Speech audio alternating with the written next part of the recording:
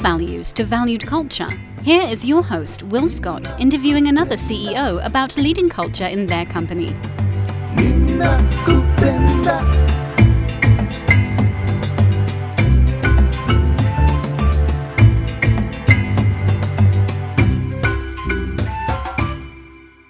Welcome, listeners, to another Culture Czars podcast, where we interview CEOs that cared about their corporate culture. I am delighted to be talking to Anthony Vidergauz today, CEO, Czar of Culture, and also an owner at California Closets. He's since sold the company, but he's going to be telling us the story about how he basically grew that company and grew it quickly using, amongst other things, but I think he put first and foremost culture. Hi, Anthony. Hi, Will. Pleasure to be with you. Thank you so much for being with us today. And listen, you've got a lot of great things you could talk about, but in terms of the success of California Closets and the growth that you enjoyed there, and really how much value you've delivered to so many homes who are enjoying your product. But we're really interested in how you used culture to drive that. But before we get into the culture side of things, tell us the kind of quick story about how you first got involved and then finally exited California Closets. Oh, well, it's a long story, Will. I grew up in South Africa. I studied law. I became a lawyer, something that when I was a kid and growing up, I thought would be a great thing to do. I thought that was where I wanted to go. It's where my brother went. But I soon discovered that wasn't really where I wanted to be for the rest of my life. And we happened to be in the U.S. on vacation in 1987, my first visit to the United States, staying with my mother-in-law on a 2-week vacation, and she had her closets, of all things, her closets done by this company, startup, a little more than a startup, but this very young... That was the early days back then, right? Early days, just there were a few franchises sold, and she had her closets done by this company called California Closets. My wife and I were enjoying 2 weeks in Los Angeles, and we came back literally 2 days before we were due to go back to South Africa, and we walked in, and my mother-in-law showed me into her bedroom and said, "Come and have a look at my closets. Isn't this wonderful?" And I had a look and respectfully told my mother-in-law that I thought they were wonderful. And she said, "I hope you don't mind, but I've made an appointment for you to meet with the CEO of the company and the founder of the company." It was all of 22 at the time, and I actually had no idea why she would make an appointment like this. I was a lawyer. I thought she understood that, but she apparently saw a great opportunity, and she was quite keen to get her daughter and son-in-law to live in America. And she thought this could be a good opportunity, Wow. At least for me to look at.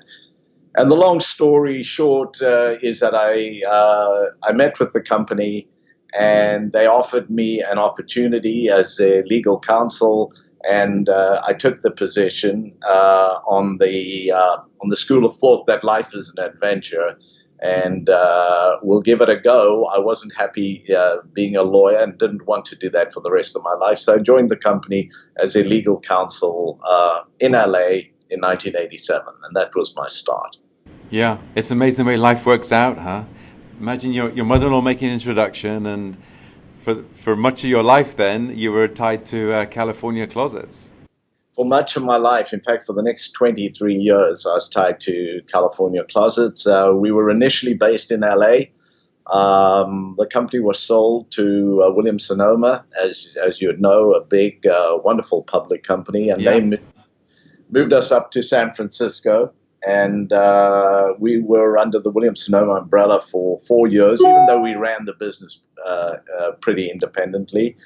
And I had an opportunity in 1994 to buy the company back with a partner who helped me. He was the financial arm of the deal.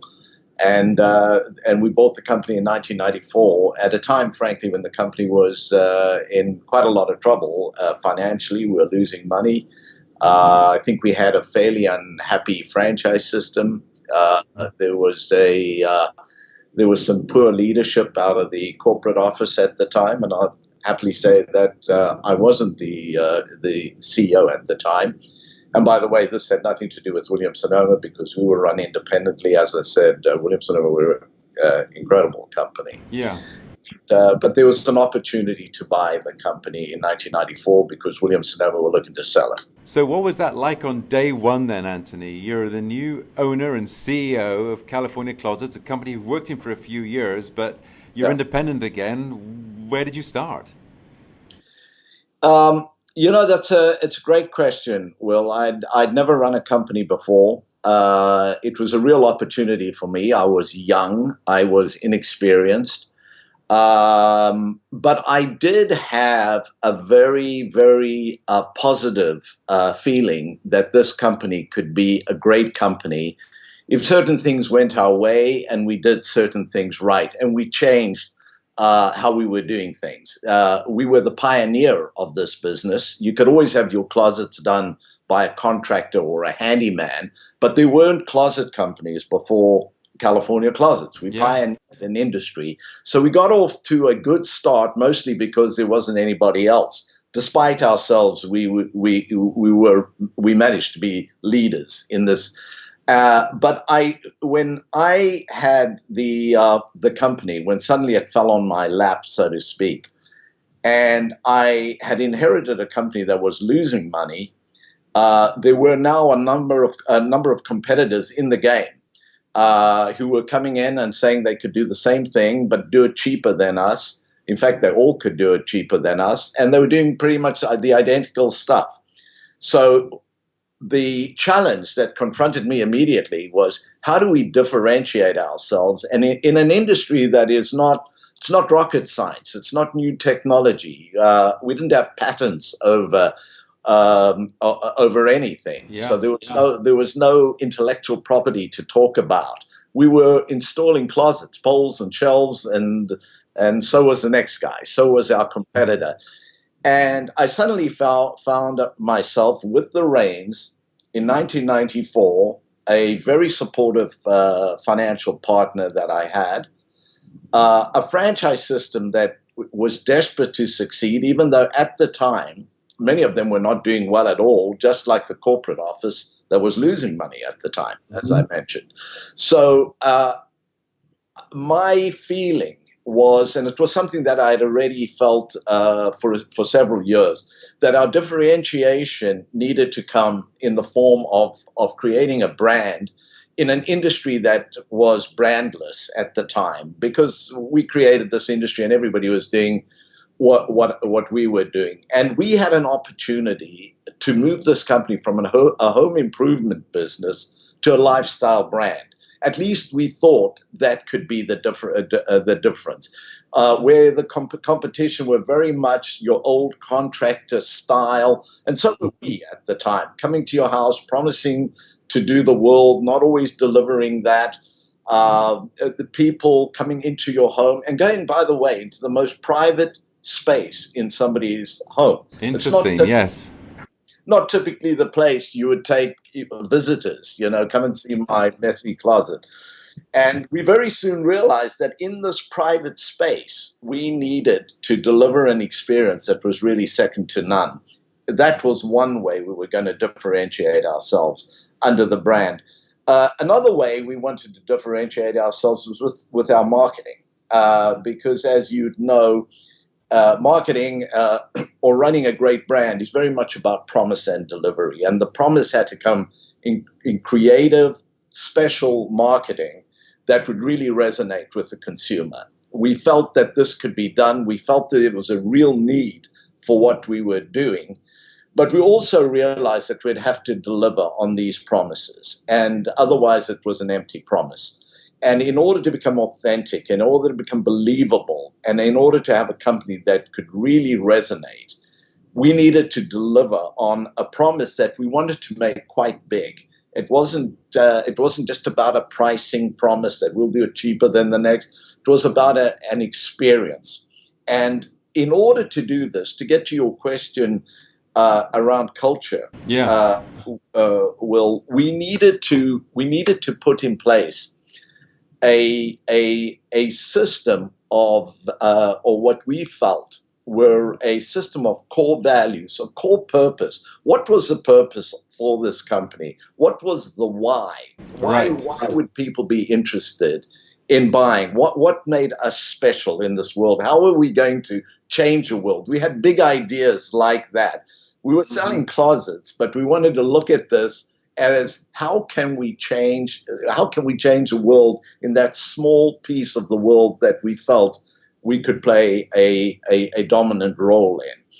And we came out with the core purpose of simplify home and life. Obviously, just a very small piece of the puzzle in terms of what your life is all about. But we did realize in what we did, if we could simplify an individual's day by when they came into their closet, it wasn't this terrible mess and almost depressing mess Yes. when they walked in there in the morning or Right. came back in the evening, but rather it was this place that they could look.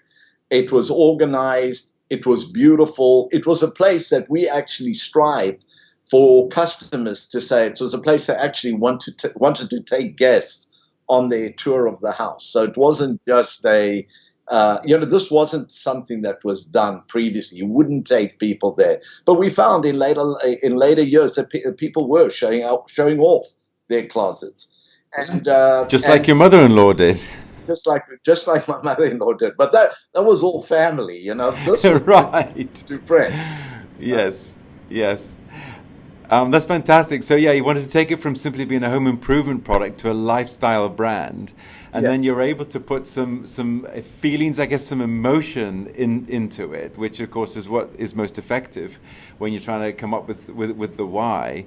And that was around countering this. I agree. It can feel depressing when you walk into an untidy closet, and it just weighs you down. But if you walk into a tidy place and you can help simplify their life, that was the angle that you were going for, and I guess it worked. It did. We were fortunate that it did, but it did. But we also soon realized that in those days, closet systems, or many closet systems, tended to be the wire shelving type systems, all very basic what we used to call pole and shelf, and some drawers, Yeah. there was a lack of style. There was a lack of recognizing that an individual's clothing, and many women that we dealt with in later lives had this beautiful brand name clothing that was going into a very mediocre to Right. closets, and we felt that the place they hung their stuff and put their stuff away should be equal to the beautiful clothing that they bought, and that's how we used to that's how we used to look at our customer and say, this should be a place they want to put their clothing away, a place, as you mentioned, that is organized, a place they could find everything. And that's how we looked at what this was all about. But culturally, and we came out with the core purpose of we wanted to simplify. And as an organization, when we put simplify in for the customer, it wasn't just to simplify the end product. In other words, that now you have a place for all your clothes. We looked at simplify beyond that. And that is when the customer called us, their experience with the company had to be simple. I see. And that's a big piece of what we did. So whether it was from the first phone call or the first contact with the customer to the designer, we called our salespeople designers, coming to the customer's house, the entire experience, the knowledge, the way the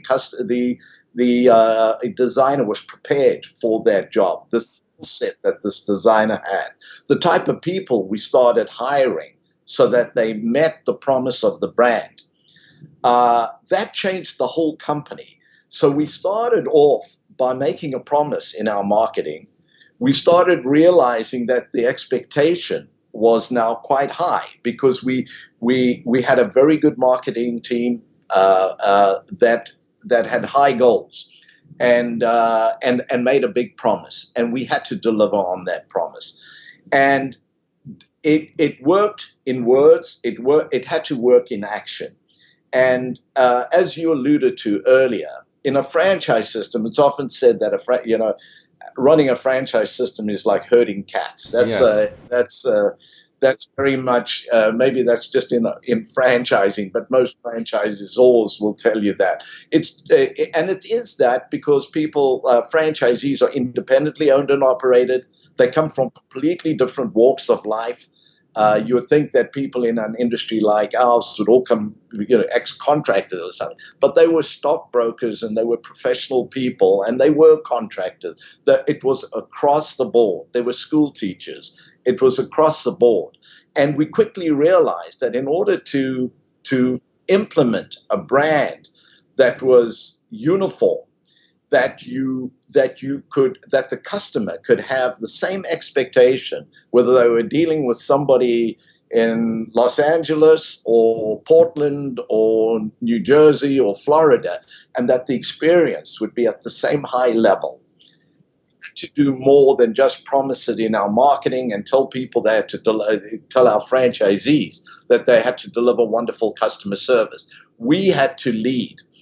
And by the way, one of our values was we lead, and we explained what we lead means. That's so important, isn't it? Not just to have the value, but to explain what do you mean at California Closets about the value. Yeah, absolutely. To the words, many people, as I know you would know, would take values and their core purpose and hang it on a wall, and it looks impressive to outsiders, but they don't practice it. Exactly. We realized, and I remember actually being at a convention, my first or my second convention after I had taken over, looking out into the audience and seeing this group of franchisees sitting in the crowd there. And as I would be talking and looking into their eyes, I knew that franchisee A sitting on the one side of the room and franchisee B sitting in the middle and franchisee C sitting at the back. Right.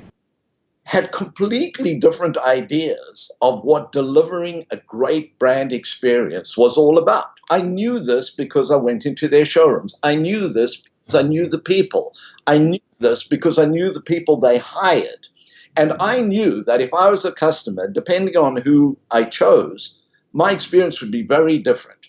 It would be very different at all levels. So quickly, we understood that we needed to put in place a set of core values for a franchise system that, as I said, came from all these different walks of life, from a franchise system who were doing and practicing business the way they understood it. They were independently owned and operated, but what we had in common is that we were all operating under the same brand, and a brand that we had promised high expectation, or we had promised a lot, and customers had high expectations of. So we had to underline what those expectations meant to the customer and how every last person in the franchise system conducted themselves in front of a customer.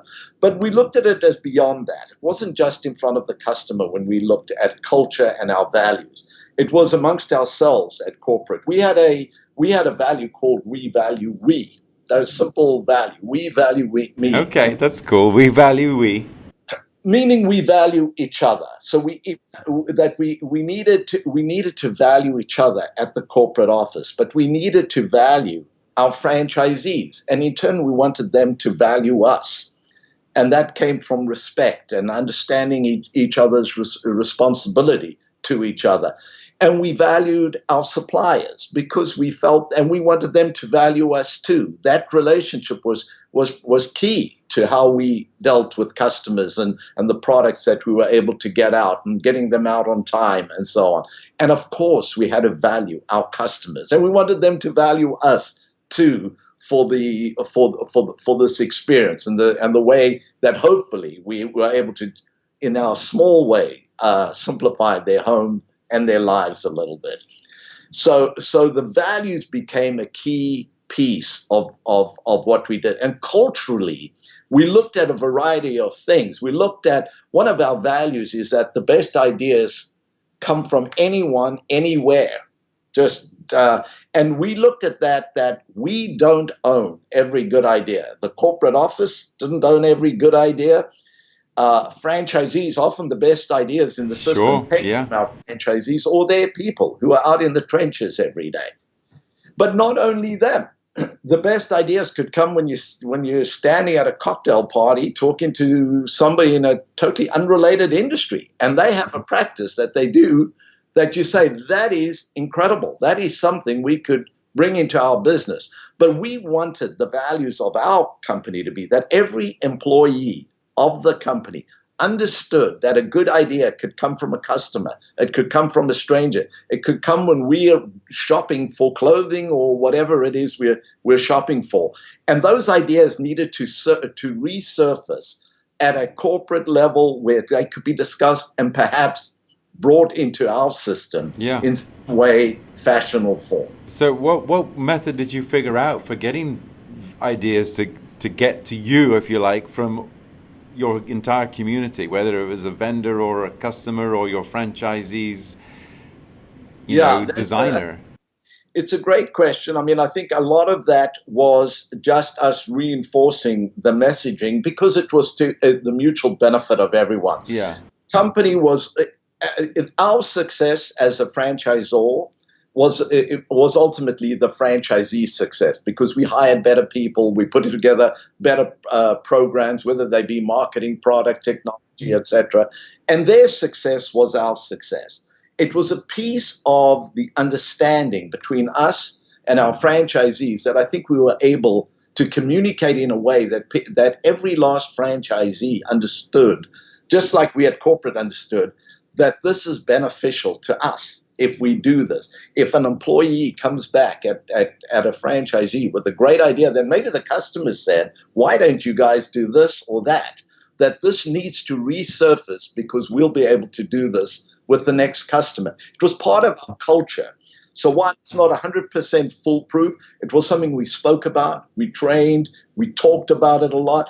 And I can say with some pride, I think, that the franchise system as a whole, as did the franchisor, adopted this as part of the way the company did business. If we were going to be better, if we were saying we lead in our values, if we were going to be true leaders out there, we had to be doing this. Otherwise, we're lying to ourselves and lying to the customer. Exactly, but I love how you're putting the heart behind the words and the action, because as you said earlier, so often I think people go through the process and they, in a platitudinous way, they kind of put the stuff on the wall, but they don't actually live it. But it sounds like you were actually living it.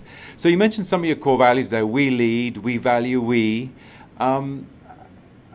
Was it just in sort of everyday conversation, or did you have other ways of getting that out into the trenches, as you called it, where the designers are in people's homes? Were they aware of California Closet's values?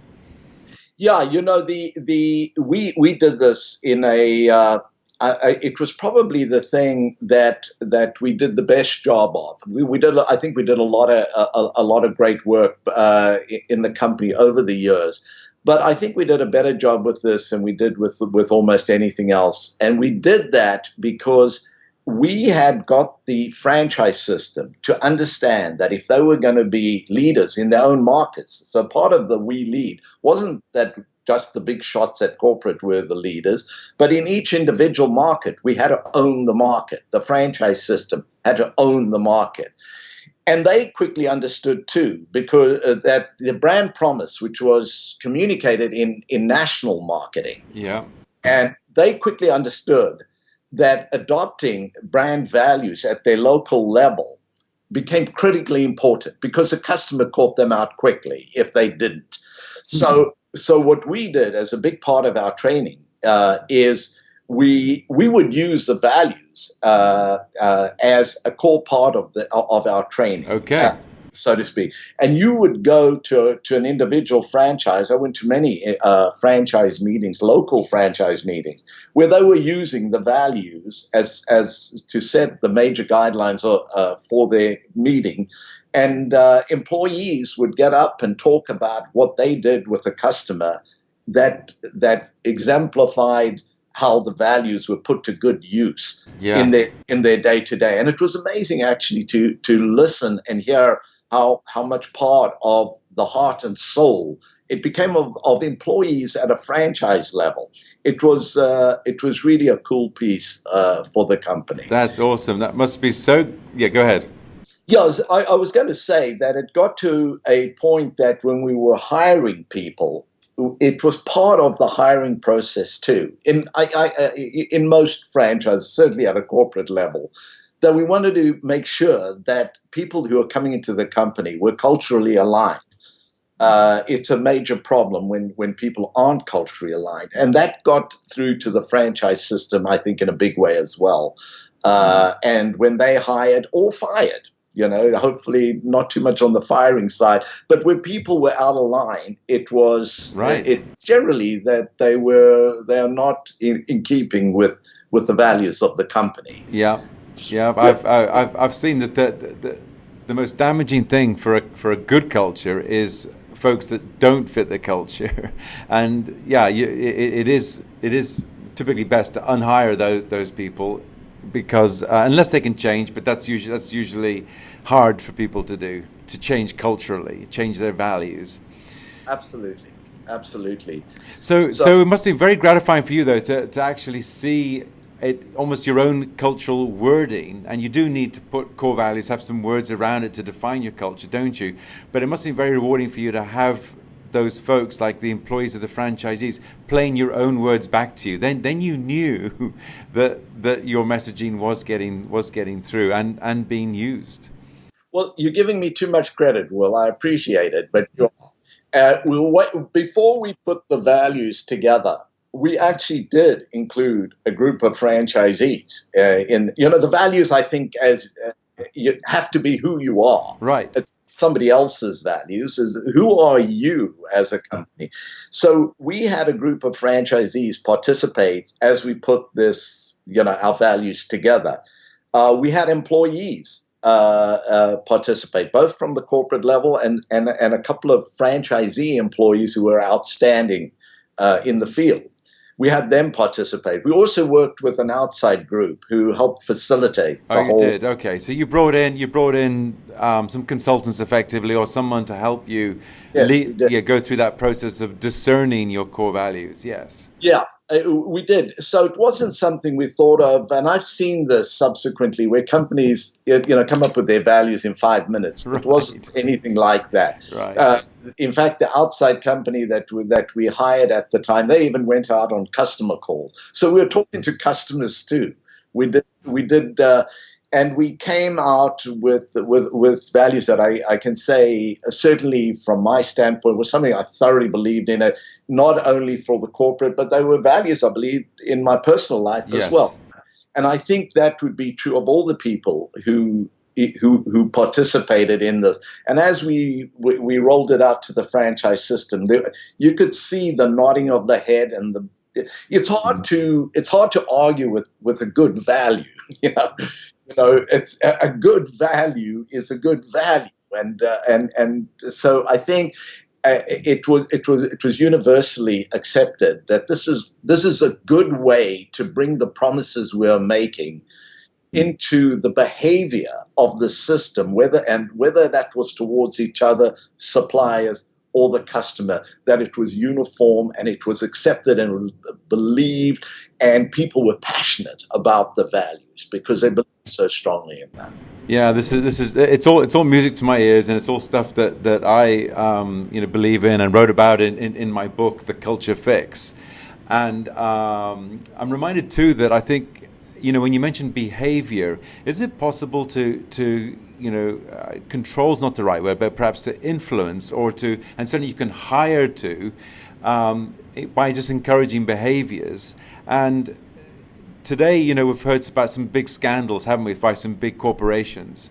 Yeah. And I think finally boards now are starting to get involved in saying that, you can't just have HR carrots and sticks, but you need to really get involved with people's values. And so it's because if people are working in concert with the values, you're likely to avoid some of these scandals, which can be so damaging today to companies. No, I think that's an excellent point. And I think we're living in a world which, years ago we felt we were living in this world too, but I think it's actually just compounded itself and got worse. Right. A world where generally people don't trust the institutions, they don't trust government, and they don't trust corporate America. Yeah. Until you prove otherwise. So I think the values gives you a great opportunity to prove otherwise, because it shouldn't only be in what you say, but in what you do. And then you become authentic. You're believable because you're doing what you say you're going to do. And so I think that was a very big piece for us. Trust is core, whether it be in a personal relationship or whether it be in the way customers look upon companies.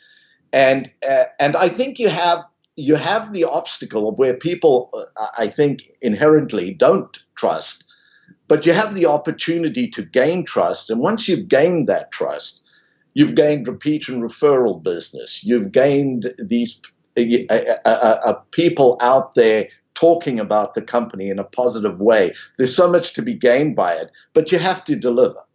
That's so true. And it's very clear from everything you're saying that culture for you was not just about the four walls of the company. You extended it, of course, downstream to your franchisees and to their customers, but also I think you talked about vendors too and whoever you're working with. And I like to encourage CEOs to definitely think about themselves as leading a culture which is much bigger than simply, being your employees. And what about upstream to your vendors too? Was there cultural conversations going on there? There were. It's harder with vendors because you tend to have a lot of vendors, or we did. But from the outset, we used to make it very clear. We used to share with them our values and our expectations. And it's difficult to control from a vendor standpoint because employees change at the vendor, and those kind of things do happen. But it is something we reinforced with vendors on an ongoing basis, because we had the ability to change vendors if we didn't. So they understood that that this was an important piece of the company and of dealing with us. So generally, we never had a problem with vendors. Vendors didn't have to go out to the customer, but they had to service us in a way that was acceptable and in keeping with our values. And generally, they understood that and did that. Yeah. Did California Closet manufacture any of its product, or was it all purchased?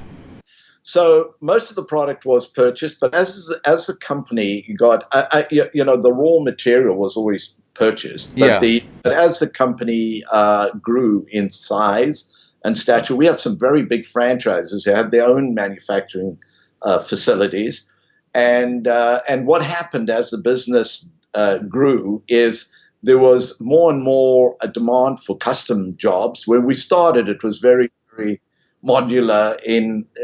We were always custom or customizable, but as business grew, we had to. We undertook more customized jobs. Bigger franchises felt the need to buy their own machinery, and they would do a lot of customization in their own business. So that changed. Also, our product offering differed or evolved over time, because we started off with basic closets, and once we were in the home and doing a good job, hopefully, people would often ask us, well, can you do a home office, or could you do my garage system?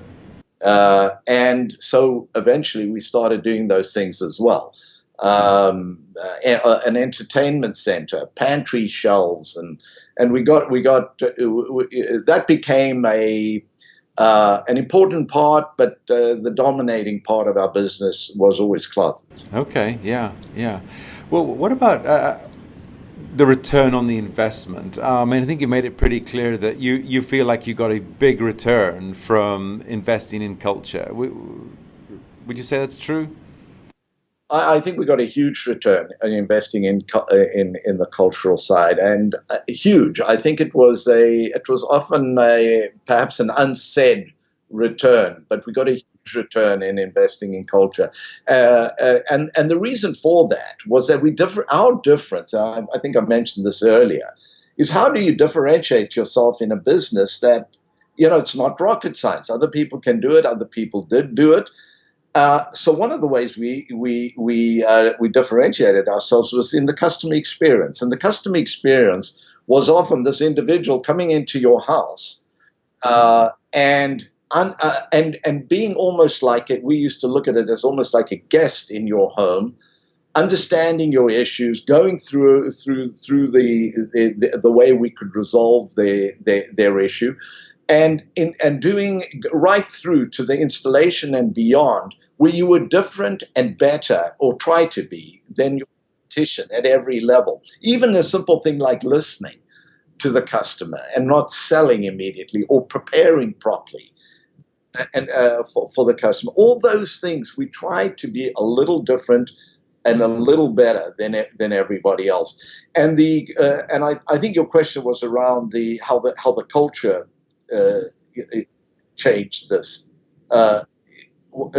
Sorry. Well, Yes, well, it was specific around the investment side of things, and I think you've answered it. That certainly you had a big return, and you would credit the way you managed culture for a lot of the success. But also, it's not a huge investment, is it? Really? I mean, you had some time. You had a consultant. You spent some time in a conference room or whatever. But really, then once you had the core values, it wasn't a lot of expense to really communicate.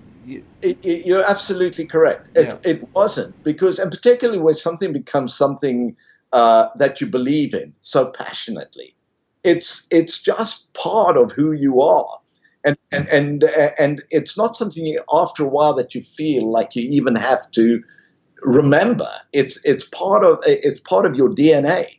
That's how we looked at culture. And you're right. It didn't take after that initial piece, and even that wasn't a big investment. It was an investment mostly in time. Yes, right. We refined the cultural pieces, the values, the purpose. We wanted to be happy, because values, as you know, is not something you want to change every week or every month or ever. Right. So your values. Right. And, so we wanted to be quite sure that we were on target with what our values were. And I, for one, was very comfortable with it. And I know the system became very comfortable with it. And so the return on the investment, I think, was in the repeat and referral business. I think the return on the investment was people, or the quality of people who wanted to work for the company. And even after going through an interview and understanding how important culture and values was to the company, was impressive to people. People want to be part of an organization that has strong values and a belief system that is in keeping with theirs. And if it isn't in keeping with theirs, we shouldn't be hiring them in the first place. So we got a return on people wanting to work for this organization as well. So fascinating to hear you talk. And one thing that comes through very clearly, Anthony, is the passion. I mean, it's not, you're passionate about talking about the values. And I get the feeling that you felt good, living these values, propagating these values, and pushing them down to your franchisees and so on. Doesn't that make life a lot better when you feel good about the values and the work and your own personal values all sort of working as one? Absolutely. I think it wasn't only something that felt good; it was something that felt natural. It felt natural because we spent the time feeling good about what was right for the company, what was consistent with the way we wanted to behave in any event. And it was personally very gratifying for me as we went through this to see the system as a whole embracing it so readily, because it was lacking in our system. Everybody was on their own. Everybody was doing what they thought was right, and often knew wasn't right, including at the corporate office. It was like, how should we play this game today? And next week it may be different, and so on. getting a set of values that for me personally, I believed in, even in my personal life, it was easy, it was natural. I think that was true for how most people in the system felt about it too. And I think that when customers, it wasn't something we sold to or spoke about to customers, but customers got the feel or the feeling about how we operated when there was a customer complaint, when there was an issue.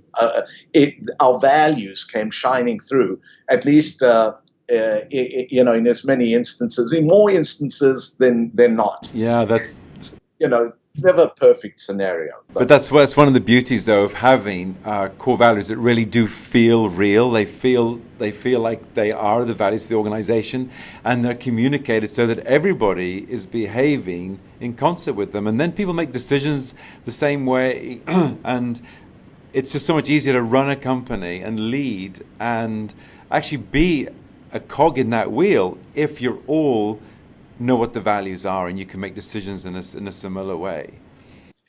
I think that's absolutely right, Will. And in a franchise world where franchisees pay a royalty, they do expect the company to lead. They do expect that the company would set the way, even not only with the products and marketing programs, but would set the cultural leadership role.